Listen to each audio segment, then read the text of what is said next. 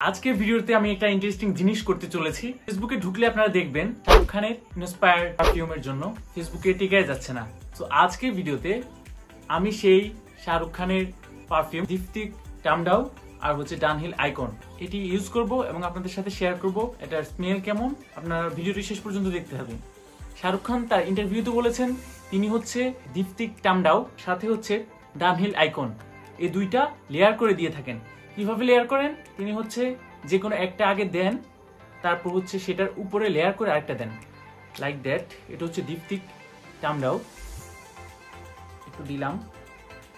আগে আমি স্বতন্ত্রভাবে এটা দেখি, করা মনে হচ্ছে। আর এটা ডানহিল আইকন, এটা একটু দিব,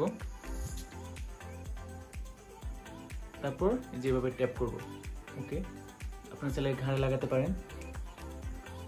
আর ডিসটা আমি লাগালাম, দেখি স্মেল কেমন হয়। কিছুক্ষণ যাক, এটি স্মেল ছড়াতে ছড়াতে কিছু কথা বলি। শাহরুখ খান তার ভিডিওর মধ্যে বলে দিয়েছেন যে তার পারফিউমের মতো হবে না। আর সুন্দর স্মেল আসছে, কিন্তু যতটা এক্সপেকটেশন ছিল ঠিক ততটা না। এমনিতে গুড। পারফিউম এমন একটা জিনিস যেটা একজনের পার্সোনালিটির সাথে একরকম স্যুট করে। শাহরুখ খান যেটা দিয়ে থাকেন সেটা অবশ্য অন্য লেভেলের বা অন্য মাত্রার হয়ে থাকবে।